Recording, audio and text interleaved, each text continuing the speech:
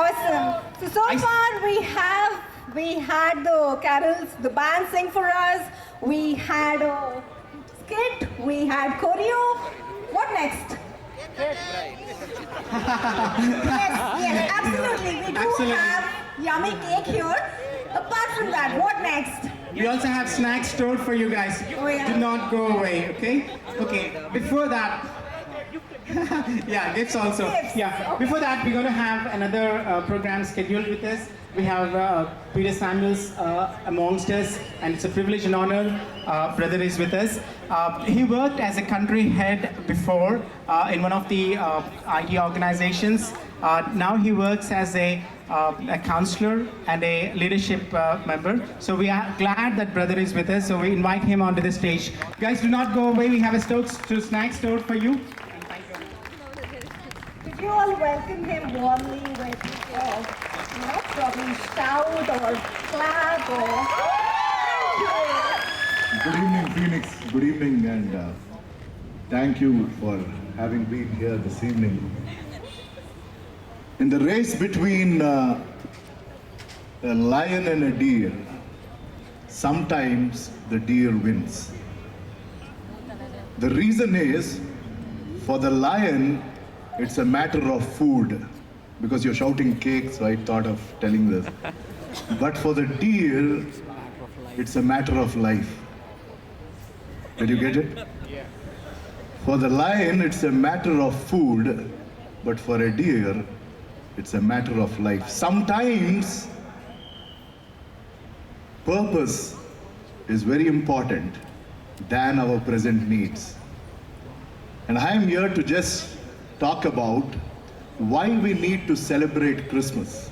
Right? They've written here, let's celebrate Christmas. For me, unless it doesn't mean something to me, why would I want to celebrate anything? Yes, no? It has to mean something. So let us try and understand. Let me give you another quote. Careers are what we are paid for. Is there anybody here working for free? Meet me after this. I don't think. Till April I was also working, earning quite a bit.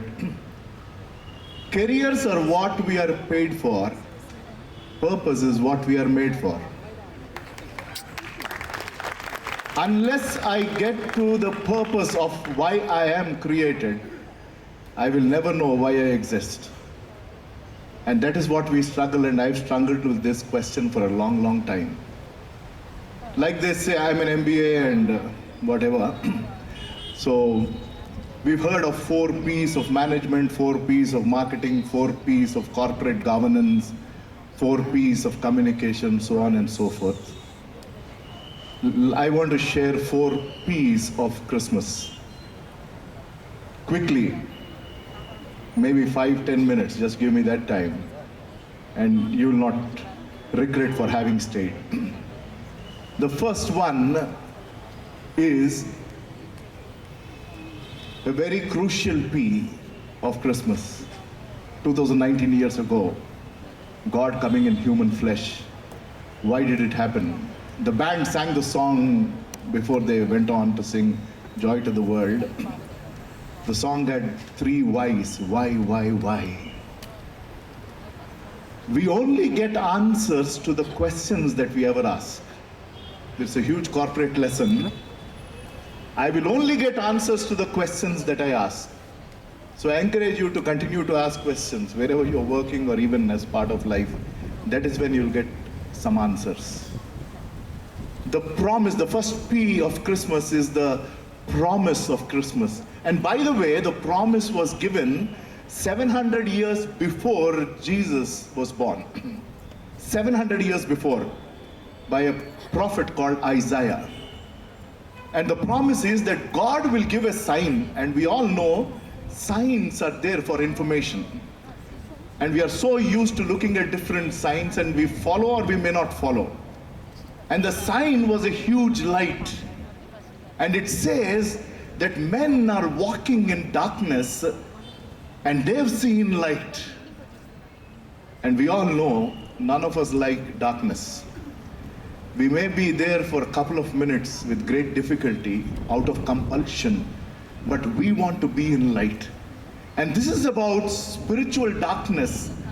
And God comes, and for that there is a promise which says that a great light has shined in the sky, and that's the reason people put up stars.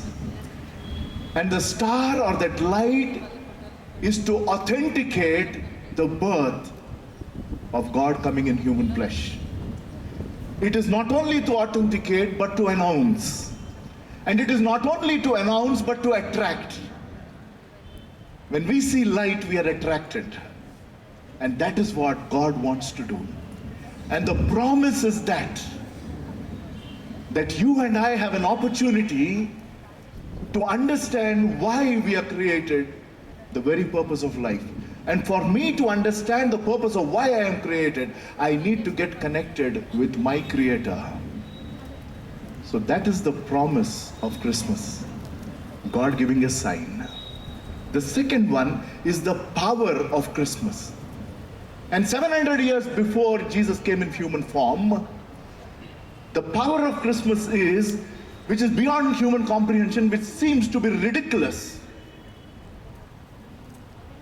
And this is what it says, that a virgin will give birth. That is odd. How can a virgin ever give birth?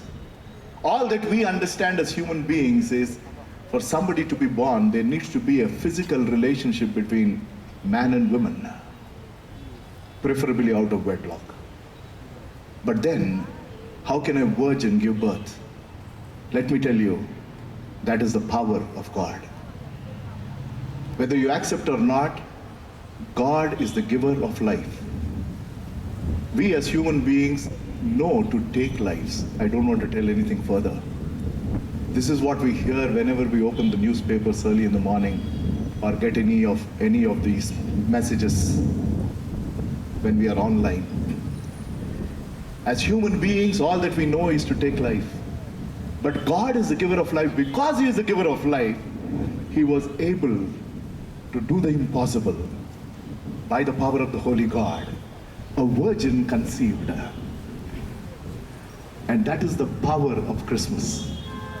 The third one, which is crucial, that's why I began by saying, careers are what we are paid for. Purpose is what we are made for. Why did God create human beings? What is the purpose? 700 years back, it was answered. It says, a virgin will conceive and give birth to a son. A child, whether it's a boy or a girl, is a symbol of love. A symbol of love. And God's purpose, I want to share this important fact. For creating human beings, each one of us, the only purpose is for Him to love us. For Him to love us. By the way, all of us struggle with identity. The greatest theft these days is identity theft. That is why corporates, and even as we as individuals, do anything and everything to ensure that the identity is secure. And unfortunately, we identify ourselves predominantly when you get into a job with the work that you work. That is the reason we have ID cards, right? There are, I don't know how many companies are in Phoenix, and I'm sure as and when you walk into the elevators or walk by, you look at the ID card if there's somebody from some other organization, and if you feel that organization is better, within your mind you think, wish I had that ID. Right? I don't want to put any organization up and down, but it is human tendency, right? I'm not happy with the work that I am doing. I want to get into a better organization, change that ID. But we all know somewhere down the line that will go away. Either you retire or you resign, or they'll ask you to move on. It's not permanent. Sometimes we want to get our ID from the relationships that we have at work or at home. And we know they don't exist forever. And sometimes we get our identification from the possessions that we have. And we all know we will lose all of these somewhere down the line. The only question I want you to think about is, why do we have to build something? Why do we have to identify ourselves with something which will be taken away, which we are going to lose? You think about it. Anything and everything that we identify with, we're going to lose at some point of time. But the only identity that you and I can never lose is when I experience the love of God. That you can never lose. That you can never ever lose. So I want to build my life on something that I will not lose. And that was the purpose of God coming in human flesh, in the form of a son, so that you and I can understand the love of God. The fourth P, and with that I close. I told you about the promise. It's a sign. I told you about the power, that is life. I told you about the purpose, that is love. But the fourth is the greatest present that God gave on Christmas 2019 years ago is his very presence. It says that the Lord or God himself will give a sign, and a virgin will conceive and give birth to a son, and he shall be called Emmanuel. The meaning is God with us. It's powerful. This God who doesn't have human form became like you and me, so that mankind can see God, can hear God, can touch and feel God. And by the way, most of us have, if you're in WhatsApp, or I'm sure all of us are, we have DPs, right? And people keep changing. But some people constantly have certain DPs.